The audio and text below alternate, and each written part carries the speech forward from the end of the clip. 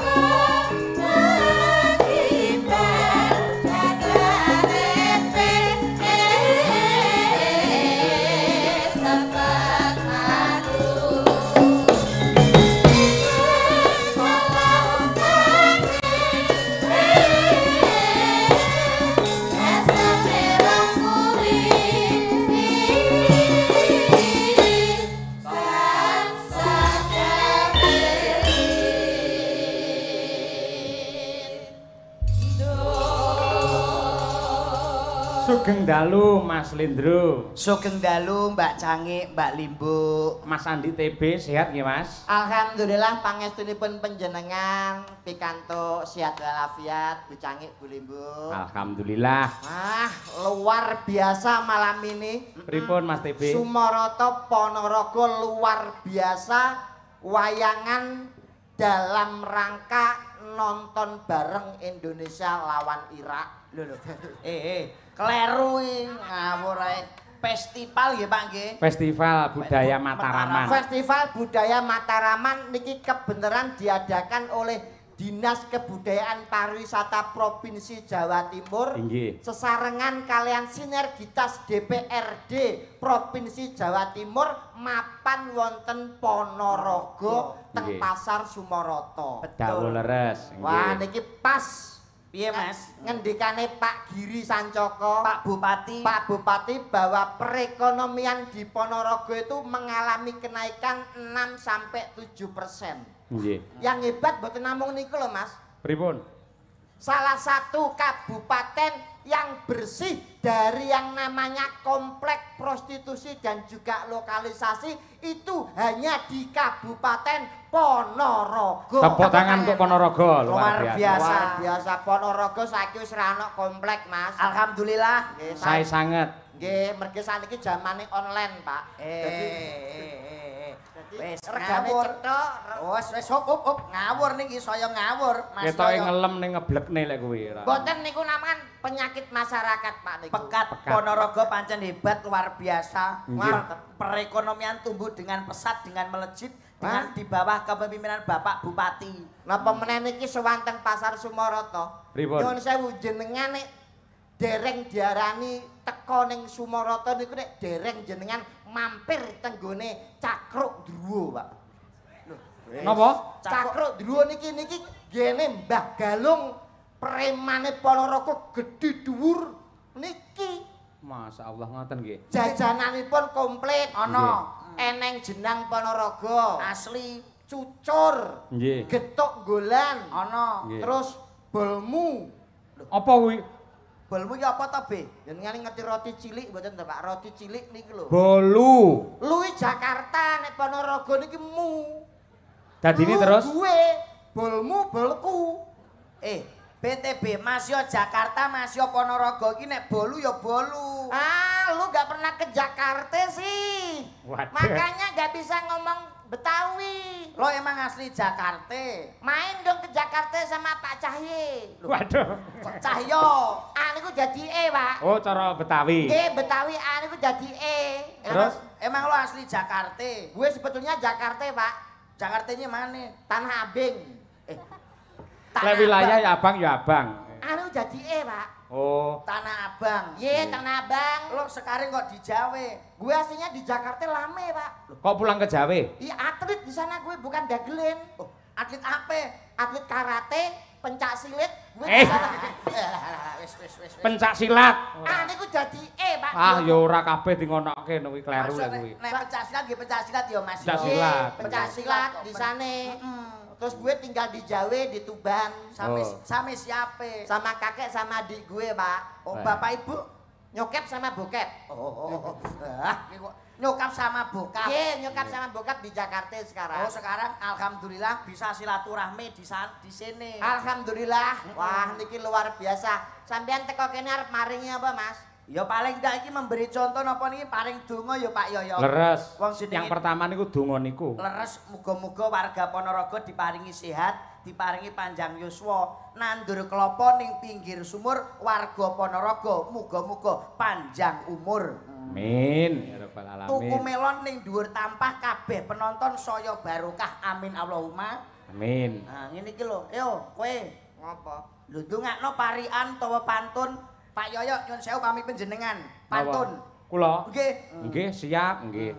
Teng Kutha Solo dinane Jemuah, kabeh warga masyarakat Ponorogo mugi-mugi tansah berkah barokah. Amin. Nggih. Tuh kena kanggo Ya. contoh. Awakmu genten Kon napa? parian Parian apa? pantun kaya aku mau to nandur klopo ning pinggir sumur warga Ponorogo muga-muga sangsaya makmur. Tak urusi sik. Nyuwun sewu. Pripun? Nandur klapa ning pinggir sumur warga Ponorogo muga-muga tambah makmur. Niki cara ngaten niki ndongakno bener napa salah? Lho, nek kanggene kula nggih bener. Sing ngomong bener sapa? Lho, upamane jenengan nyalahke dasare napa kok nyalahke? Ora ana critane ndonga kok gawe pantun niku alim ulama kiai kurang menganjurkan. Lho, ndonga gawe pantun niku malaikat nyakete bingung. Kok iso? Lho, saniki jenengan ndonga gawe pantun. Imam ning masjid napa mboten bingung? Lho kok iso bingung? Saiki Allahu Akbar. Budal sekolah mangan es krim. Bismillahirrahmanirrahim. Main dadu tengah alas kul a'udzu birobbinas. Iki salat bare jam pira? Donga niku sing biasa sing bloko suto masyarakat teng mriki paham. Oh. Contone pripun upamane nek jenengan? Dongane niki nggih mugi-mugi sedaya warga Ponorogo insyaallah pinaringan bagas kewarasan. Amin. Adoh saka bilahe cedhak rejeki gampang anggone golek sandang papan lan pangan ayem tentrem. Donga gawe pantun. Lah sir kula ben indah ngono ya. Lah yang cacakane niku wonten Pak. Nyuwun Oh, sewu. empan papan ngoten nggih. Nggih. Nggih. Tadi donga iki kudu nganggo pantun ora entuk. Ora entuk. Tapi ya paling bahagia iki kaya panjenenganipun Mas Dalang, Mas Yoyok, Mas. Nyambut gawe iki nek ditunggani karo garwane iki saya barokah, cara keluarga ono sakinah mawaddah warahmah. Amin ya Nggih mboten, rabbal Pak. alamin. Nggih leres leres nggih. Seorang pemimpin yang patut kita apresiasi hanya beliau. Seorang dalang pada malam hari ini pagelaran pimpinannya ya Pak Cahyo, Pak Yoyo iki. Nah, kuwi rungokno kuwi Lah, be. Gawean sing paling abot ya Pak Yoyo nggih to, Mas? Leres nggih. Dalang iki apa? Gaweane abot. Dalang abot. Abot. Sing ngomong dalang abot sapa tak wapuke rene. Lho, dalang karek dok dok dok dok. Oh, 80 yuta. Karek 100 yuta abote kon ndi? Sik aku sing protes. Pripun? Sing jenenge dalang kuwi wit saka sirah nganti tekan ngisor kabeh kerja lho, Mas. Iki mikir, mripat nyawang wayang. Nggih. Iki ambekan nggih nirung terus lambe omong sawengi utuh, suluk sawengi utuh. Nyuwun sewu kabeh mikir mripat ngawasi. Ah. Tukang kendang napa ora ngawasi? Tukang kendang niku mboten ngawasi ngiringi wayang, bleset, Pak. Lho mboten niku tok, tangan kula sawengi ngobahke wayang sabetan niku ya Lah rekoso. tukang gender napa mboten obah tangane? Lah niki sing beda. Napa? Kula niki njejak keprak sawengi utuh, jag-jag yen nganti kleru lek njejak iso malah iki cilaka. Lah tukang jaipong. Lah pripun? Kendang jaipong nggih sikile niku melu obah. Jenengan pamer, dalang nyuwara terus sinden sakmene kaya apa bisu. Tapi abot lho dalang kuwi lho, Beb. Nyuwun sewu tak dalang niku abot napa enteng? Abot. Nek abot nyapa ben bengi tanggapan. Sik. Nek abot lerene ngomah. Ini adalah tanggung jawab. Mergo dipercaya kalian pemerintah ing Provinsi Jawa Timur, Pak DPR, aku gelem ra gelem ya kudu nindakke amanah. Abot kaya apa tak lakoni kanthi ikhlas. Nyuwun sewu, dalang itu profesi yang enteng. Kula benerke sing abot niku prosesnya untuk menjadi dalang. Nggih napa mboten? Bener lagi, cocok. Ah ngono kok abolong abot tanggung jawab ngono ya 100 juta ditampa. Be, kowe ngomong aja ngladra aja ngawur nyuwun sewu lho Pak Yoyo. Pripun? Kowe iki bengi iki nek ora ana wayang, ora enek Pak Yoyo kowe arep melu sapa?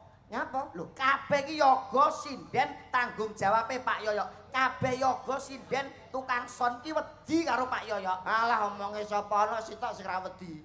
Sapa? Ha iki. Jajal yoga singen tukang son kabeh oleh wedi jenengan wani nyentak iki perang Guntarayana, Pak. Waduh. Perange sapa kuwi? Perange Arjuna karo Prabu Hanacaraka. Niwata kawaca. Nah, niwata kawaca. Wong kowe iki lho, nek ora nek Pak Yoyo, nek ora nek wayang, kowe arep melok sapa? Bengi iki bayaranmu iki Pak Yoyo sing nyekel, sing gawa iki Pak Yoyo. Ya Rai, lah jare sapa? Lho, sing bayari ya Dinas Pariwisata Budaya Jawa Timur to. Pak Yoyo itu perantara, ibaratnya kaya bank. Lho maksudnya bang Duit disetor ning Pak Yoyo diwenehne ning aku. Iki ra duwe berhak apa-apa. Sik, saka panitia diparingne aku to. Nggih. Upamane ora tak paringne jenengan lak ora entuk rejeki. Nyuwun Bu Kesi. Lho, Wani Gus, kali Bu Kesi? Bu Kesi tak omongi, jatahe TB aja dinehne Bu Kesi. Mendhi Bu Kesi manut karo aku mergo aku imam rumah tangga. Ora mungkin wong iki biyen tilasanku kok Eh! ora mungkin. Ngawu-ngawu. Lah, sak Bu Kesi, kok sik tau wingi ra nyawang karo gethokmu. Gantenge kaya ngono mosok Bu Kesi cantik, suarane apik, kondang. Mosok gure entuk gemuk kaya sampean ora. Pak, kula omongi nggih. Napa? Ganteng elek niku nek rabi sing digawe ora sirahe. lho lha apane? Liyane. Lah, jenengan kudu paham niki. Nggih, ning ndase tetep kanggo. Ayo. Kok nyek Kowe iki kudune sing introspeksi iki diri iki kowe awakmu. nyapa? Mbak Kesi kok ngantek seneng karo kowe apa ora nyilo jitokmu wong raimu kaya boton tah. Nggih mboten Mas. Nggih. Lah kowe kok sombong nyuwun sewu lho nek Bu Kesi kali bojo kula sing saniki nggih tebih bumi langit udane Pak. Ayu bojone jenengan. Loh bojo kula nyuwun sewu lho, titele Bu Kesi niki napa? Magister seni. Halah MSN. Bojo kula niku titele SPD MM. Oh. Sarjana Pendidikan Magister Manajemen. Sing ngomong sapa? Lah niku SPDMM. SPDMM. Sekolah pedodil mergo meteng. Oh.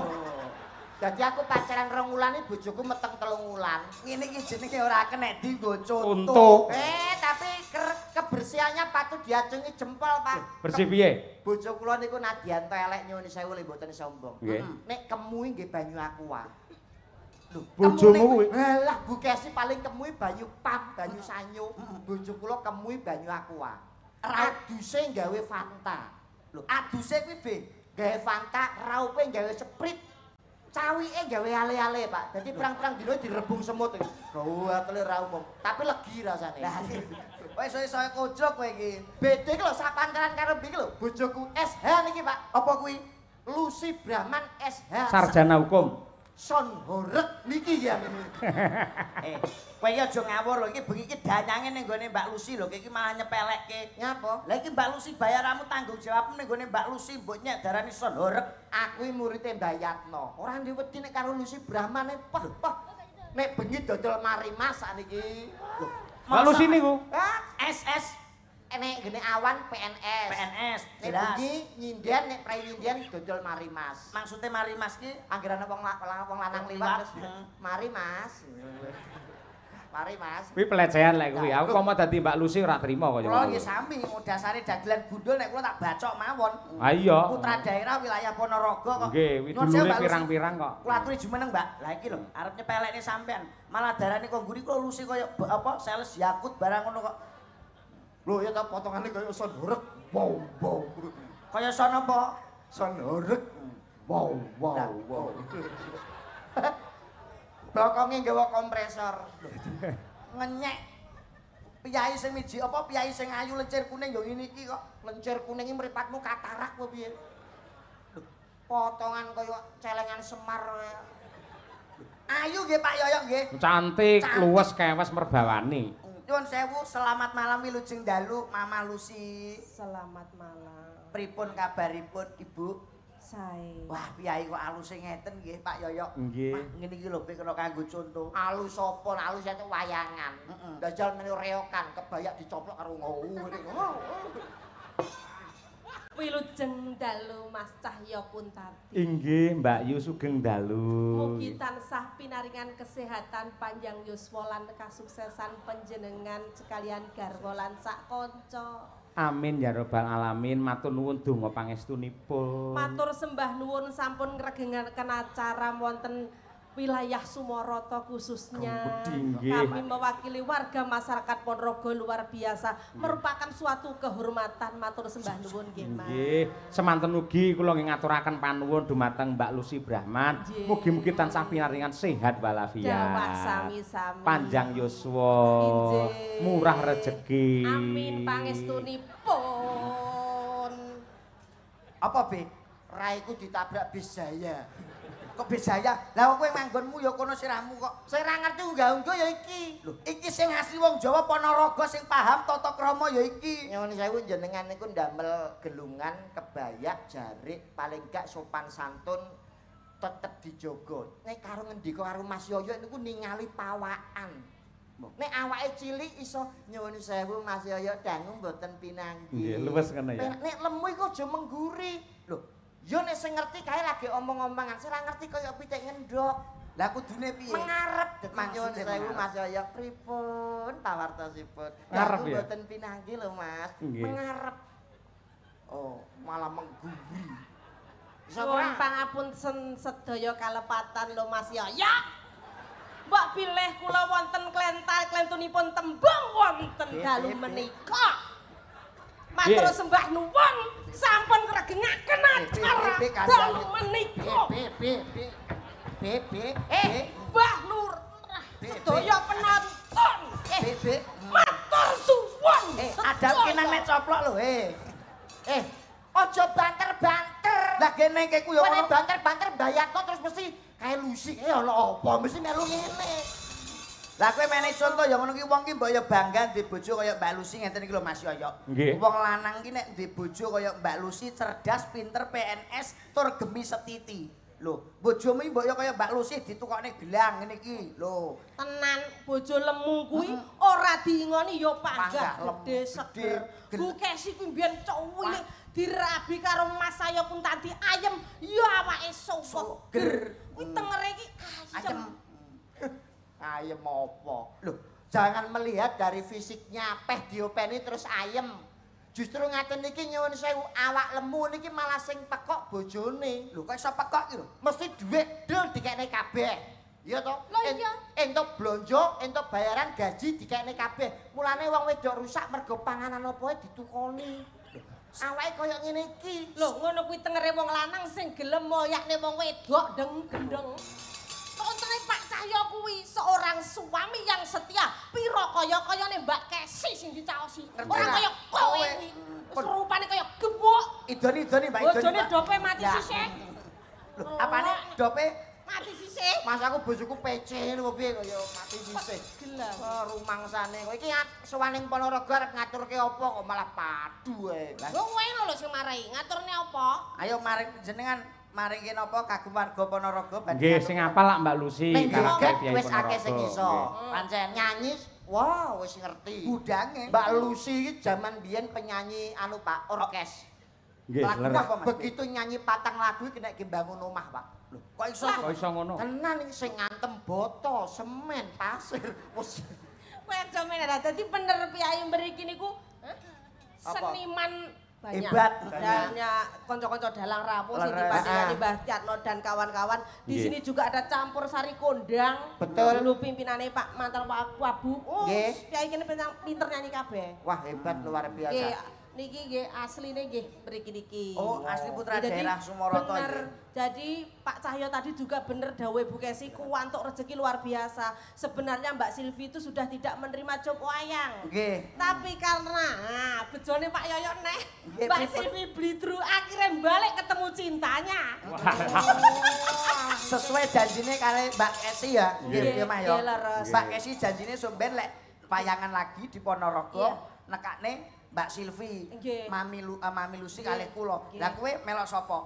Melu sapa? Melok sapa kowe? Aku mang di Pak Yoyo ditelepon dari provinsi. Aku yo karo TB. Lah kowe rene melu Aku sapa? karo Mama Lucy wis jelas ning alun-alun Ponorogo karo Oh, jenengan. jelas, jelas. Sesuai Lah. janjine Pak Bupati. Tiwas bonyal banyol ora cetha iki melu sapa. Jenengan sing telepon sinten? Langsung EO dari provinsi. Sampean? Iya iya. Sampean? Aku Mama Lucy. Wayu pimpinane EO nih. Lho aku mbok telepon lho mau. Lho. Loh, sapa sing telepon kowe? Lah ngomong B tanggal 11 sing Ponorogo wayangan Mas Yoyo. Sapa kowe? Lho, Kowe ditelepon piye karo Malusi? Aku ra ndek nomor teleponmu kok. Lho, sing telepon aku sapa? Lah mbok aku yo ora duwe kok nomormu kok. Telepone piye? Telepone B tanggal 11. Wayangan ning Sumarata dalange Pak Yoyok, Pak Cahyo Kuntadi. Lho, kowe kan ora kon dagel, kowe iki kon nonton Pak Yoyok karo Mama Lucy. Lho, kon delok to? Kon delok. Lah delok kok jarian lho. Apa sing Lah wis salah alamat yen ngono kuwi tegese. Dadi ngeten. Ngeten. Apa? Iki kan awake dhewe sing genah to. Terus iki ben medun. Heeh. Wong kowe ra genah. Ora genah. Kowe medune ora apa-apa. Lah ora apa-apa aku tok kene silaturahmi karo Mas Yoyok Mas ya. Nggih, lho nggih. Anggere ikhlas lahir batin jenengan entuk ijol rezeki mangke. Tenan ya, Pak? Nggih. Dijoli tenan. Dijoli. Sumpah. Sumpah, nggih. Watone kelas lahir batin lho nggih. Nggih. Ning ijol sosok ora mesti, ora kudu dhuwit. Upamane keluargane jenengan diparingi tentrem, bojone setia niku ya rezeki. Ngoten. Mosok 700 ora metu blas, Pak. Lah, Ya, sing jenenge rezeki lak ya sangkan paran to, Mas. Ora mesti ngono kuwi. Lah, leres rezeki ku derajat pangkat jodoh rezeki pati lan nomor kuwi sing ngatur Kok nomor barang lho. sing ngatur Gusti Allah nggih Pak nggih. Nggih. Wis muga-muga entuk ganti. Amin, Mbak, amin. Spesial iki karo Mas Yoyok ditunjukkan spesialis yang lain. apa, Mbak? Apa? Nyanyi wis kulino, Nari? nari wis kulino, dajal ketoprakan. Iya, setengah ramban ya. Ya setengah ramban tok. ya. Siti tak pramen wae. Iki juga tak aturne salam kagem Kyai Sumarata kabeh sedaya. Nggih. Mugi tansah panjang yuswa matur sembah nuwun rampipun nggih. Bapak Ibu salam kangen kula. Dangu mboten pinanggih. Terus ini juga rawuh. Nah, Sinten menika? fan klub Mas Yoyok Caksi Lovers. Oh. Susi Brahman fan club. Nah, Mbak Susi dan kawan-kawan. Terima kasih. Wah, pancen penggemare akeh kok ya, Bi ya. Heeh lho. Ayo. Lakone apa ketoprak? Nyuwun lakon apa, Pak? Derek jenengan. Nggih. Pun niki anu mawon. Jenengan anu niki role kurang setunggal Napa? dadi damar wulan. Ojo aku ora sampean. Aku tak ngentongi ae. Oh, ora iso ngentongi. Iso wis kulino ya. Lakone anu wae, Mas. Lakone apa, Mas? Anu apa jenenge lakone Roro Jonggrang. Oh, Nah, Roro Jonggrang. nggih. Ah, Roro Jonggrang karo Bandung Bondowoso. Ya. Ki Roro Jonggrang kuwi pake Prabu Piccolo kan dipateni karo Tupolo. ya Bupolo. Tupolo kaya merek sepatu wae. Ayo. Lakone yo. Nah, Ya. Kowe dadi apa, Bi? apa? Kowe dadi Dadi apa? apa? Bandung Bondowoso. Oh ya, Kowe dadi sing nanggap, sing nanggap. Jin. Jim. Iki dadi Dek, Roro kudune Jonggrang. jine iki kuwono. Rupane gundul. Oh ya, kayak Jimmy. Ayo. Sampeyan rasan-rasan sik mergo pake dipateni arep males karo Bandung Bondowoso. Aku ra Terus rasan karo sapa? dhewean. Mudarasa berarti. Mudarasa terus aku teko sampeyan ngerangkul aku terus nyambung aku tapi aku cocok gelem lho. Loh, Kowe dapukmu apa lho? Bandung. Bandung ya ora iso. Ya, ya. Musuhan no adewe kok. Iya. Ngambung idoni ya. modiar kowe. Bandung kok didoni kaya Yuk, duduk, duduk.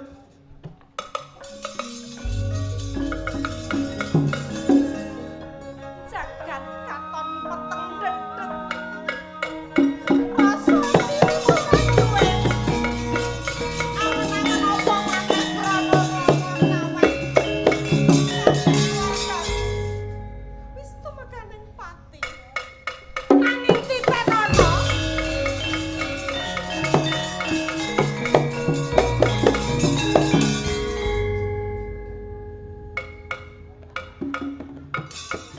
Nah, alon-alon.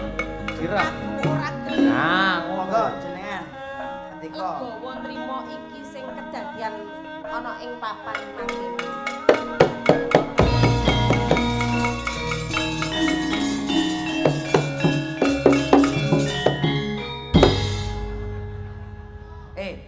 taktuk iki masamu bakul bakso apa piye? dandangi kentongan. Kentongan bedandani, Mbak iki Jograng iki ben ngomong sing. Jograng, aku sing teko Jograng.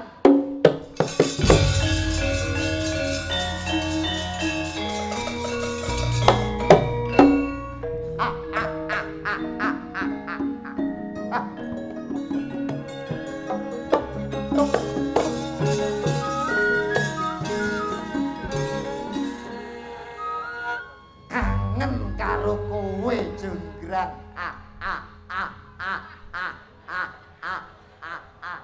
Guyu iso arang-arang ngono.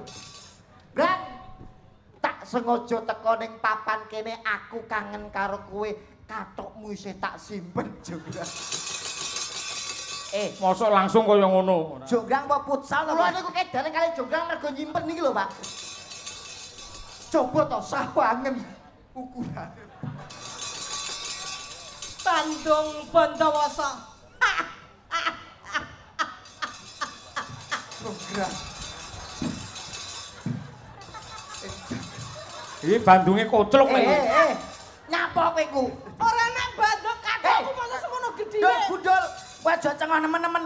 Sikilmu yo kliru. Lho, bolongane kurang siji. Iki kaki buntut to. Buntut mbahmu ngono.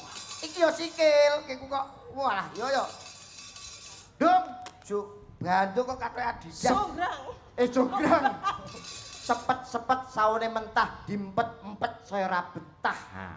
Aku teko ning papan kene tulung ladenono katresnanku ya jonggrang. Wong ora ngilo karo gitoke dhewe. Nyapa? Sutik nyawang rupamu Bandung. Apa aku kurang elek? Kurang bagus maksudnya. Kurang lagi kurang elek Pak Panjenengan. Dadi wong lanang aja sok kegeden rumangsa. Sendro Pak Des, sendro Pak Des. Apa? Iki lho sendro iki. Walah. Sendro gamelan Langsung kok karo Mardi iki kok ganggu. Jenengmu sapa? Tak gandrung bengi iki gelem ora gelem kowe jonggrang. Rukun Islam. Gandrung apa pelinge piye to? Ora oleh kuwi. Sing roman-roman kan akeh. Karepku ben iso mualaf lho Pak Des. Wah. Sinebut pahlawan putri. Alah bocah ayune kaya ngene ayo manut aja. Bandung aja kurang ajar. Alah pertama terus kalem Sri kuning mustika tuban. Aja kaya ngono Bandung, aja kaya ngono Bandung. Kurang ajar. Terus aku bakon. Minggat. Alah mojo kaya pitik jago arep babon efek terus akrem pelek gitu. Rasane kok Bandung. Aku tresno karo kowe wong ayu. Masa kukute jagat aku ora bakal nampa katresnanmu Bandung. Sopo iki? Mbanmu iki. Biongban. Aduh, kangen karo kowe Biongban. Bandunge ngragas men to. Kangen kali mbane, Pak. Wah. Putra Kanjeng Sirolawe. Ayo ilinga Bandung. Apa Dajeng? Aku ora bakal nampa katresnanmu. Sampeyan imut Bandung. Bengi-bengi njaluk ngemut. Bandung budek. Lah ngomong apa? Emut. Oh, emut. Emut ki eling. Oh iya. Waktuku kecil aku tak tahu yang penting. Aku kira pentil. Aku centil gak tahu ngapain. Alah wis gelem kowe. Aku bar karep berhoi. Juga aku ya kesetrum lho. Dok prangkung bojo negara. Manut to ya wong ayu. Mak Bandung. Upama kowe kelakon dadi bojoku kowe bakal nyuwun apa? Nyuwun ambulan. Gawe Ya apa? Momot kowe kuwi. ora ora jonggrang galak men kaya Lah brimok. Mas ya wadon ora jonggrang kuwi pendekar pegel ora ati bapakku mbok pateni. Dendam kuwi. Dendam aku. Alah dendam kuwi bapak wis tuwa ya wis kena asma. Kalau wong mati saiki entuk beras akeh. Wis Bandung Cok iki. kangkung bojo negara. Mah Bandung mah. Bebel.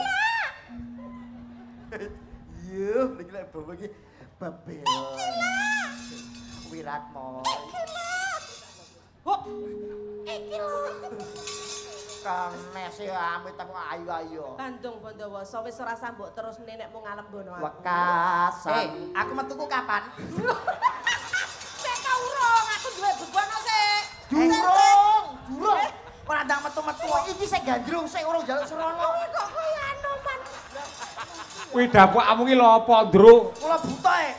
Ora ndang dikon metu-metu. Ayo, Pak e buta. Tok aku duwe bebono sik. Wekasan sringune buku.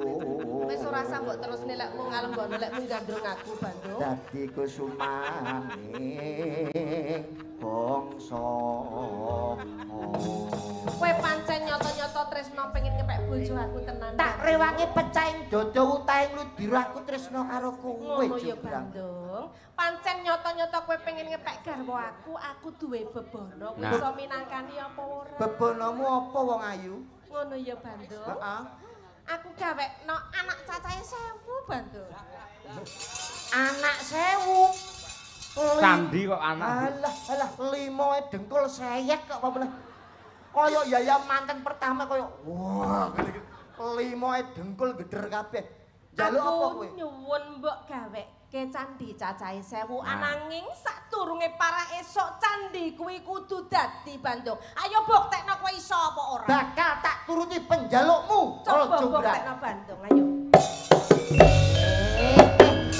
Piye? Toprak kok srepek nyeluk dia deng tang tang deng tang tang deng. Oh, geteran ya.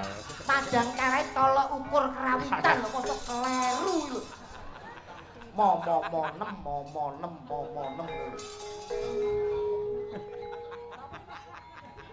Duren ra penak ora antep malah. Sing kaya biasane lho, kula teh apa to aja niru lambiku. Deng teng teng deng dong dong deng ngono.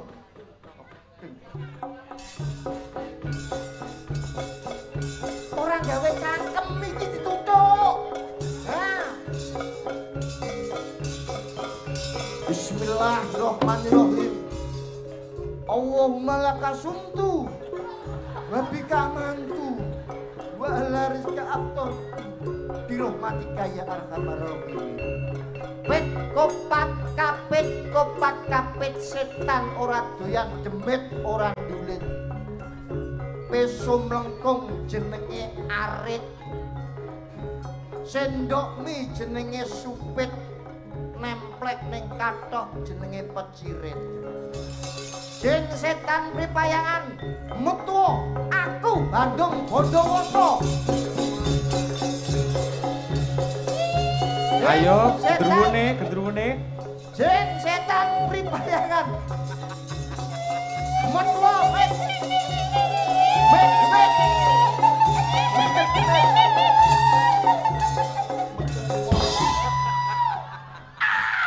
Telat. Aku wis metu. Metu ya? Ya, neh. Setan loyak doyan demit orang demit. Demit.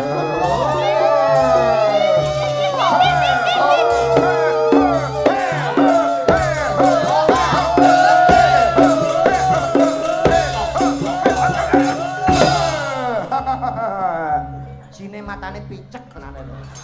Dalan ambane sampeyan neraki wong topo. Bodoh jauh. Tok.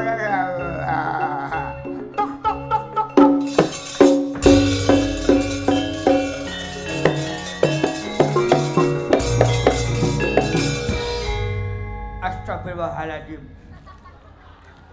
Jim kok kaya ngono apike. Dan iki ngangge songkok. Mbon mualaf. Sin Wanya dawuh. bun injang dedawah sonten kula benjang derek sinten. Nek arep lamaran apa piye? Aku njaluk tulung ya, Jin. Tulung apa ya, Ra? Calon bojoku gelem dadi bojoku nek njaluk candi akeh 1000 ning suwengi kudu dadi. Aku nak matur karo Gustiku Jim sing paling ketuane Jim. Sanggup ora, Jin? Sanggup ketua Jim? Ah. Ketua Jim? Oh, alang gorene ketuane Jim to? Ketua Jim. Ya ampun, Jin. Ketuane Jim malah ngiler piye kowe. Mas, malah Keren. ngentek li anggaran iki. Wonten dawuh panjenengan damel ki napa Ndara? Gaweno candi cacahe 1000, Jin. Oh, mengenai ngoten kula Suwengi kudu dadi. kula israhaken Ndara wilahe kaya ngono kaya tadi. Sesek dongamu iki piye? Omonganmu ora cetha belas to. Lah wong Jim iki untune metu ya ora jelas to, Pak. Pak ki kok goblok. Kowe ora tau ndelok Jim kuwi apa? Aku lho duwe situse Jim. Ora tau duwe aplikasi Jim ki apa. Wilahe kae baolahe aku ya lo gawe ya. Iya, goreng. Lanjut cepet yo, tadi yo.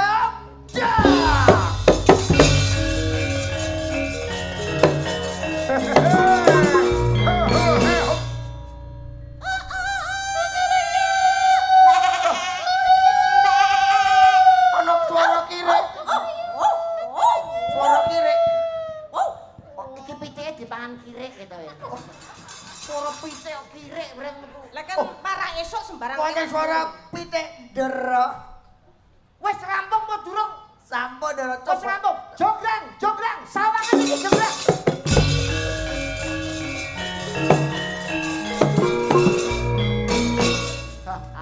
Candi Sewu wis dadi. Delengen ana sing Sinar Jaya, Apotek, Suryamat. Kuwi candine apik-apik kuwi ana sing Kowe iki ruko-ruko. iki jagep candi. Kuwi tenanan. Wis itungan Kowe wis iso minangkani apa sing dadi panyuwunku? 1000 candi wis dadi. Coba tak hitungi ya Bandung. 1, 2, 3, 4, 5 kae cacahe ana 500. 500 sing sebelah kono. 1, 2, 3, 4, 5 cacahe ana 2000. Keluwen. Lah pira ta? Oh, njaluk 1000 ya dadi Gaweku 2000. 1000. Oh, 1000 ta? 1, 2, 3, 4, 5 3000 iki. Mosok punjul. Kok suken men ya? 1, 2, 3, 4 yo cacahe ana 400. 900. Iki 400. Iki hitungan. 400 berarti kuku basa. 900. Iki ana 50 Bandung lho. 950 iki sing iki. 50. Iki ana 40. 50. Ora neng, Piro iki? ora neng Piro iki? 49. 49. Pah marai iki lho candi gedhe dhewe ngentekno bahan iki. Jadi sing cilik kurang 1000 Bandung. Kegedhet candine. Wah, Bahane entek akhire. bahane entek gawe iki. Bandung wis ora usah ngendho kowe. Tegese kowe ora iso minangkani apa sing ndak suwun Bandung. Kanggo jangkeping 1000 candi ora ana liya, ya mung kowe. Ae.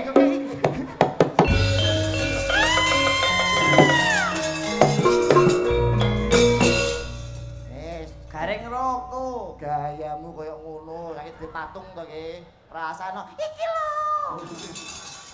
Poketan. Candi 1000 Roro Jonggrang pun dados. Pun dados ya. Ah, Nggih. Aku ijazah dadi buta apa ora? Engko sing kok metu. Bodolan metu neh kowe. Niki diatur nembang Satu lagu Mbak Lucy Brahman, monggo derek jenengan. Nggih. Rene. Kurang ajar iki nek omahku dhewe kok kowe dulak-dulak pipiku. Isin aku didelok tangga-tanggaku iki. Nggih. Ngono ki jenenge ra sopan ra ngajari karo aku. Kok dulak-dulak bokong bareng. Otang wambung pisan kowe.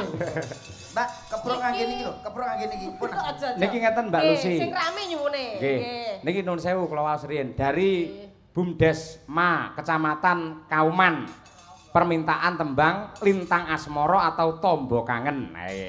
Dari Bapak Pak Camat Kauman, Pak Tony Kristiawan. Terima kasih. Pak, Lintang Asmara niki musik ya Pak, napa saged?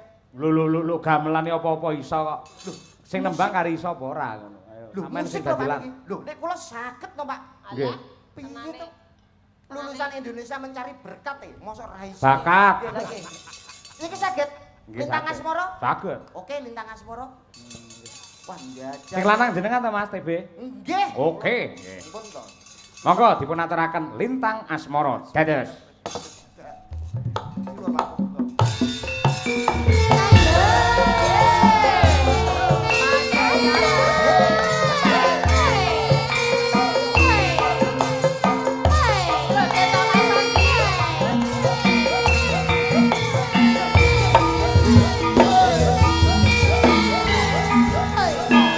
Moroto Ponorogo Jaya alami.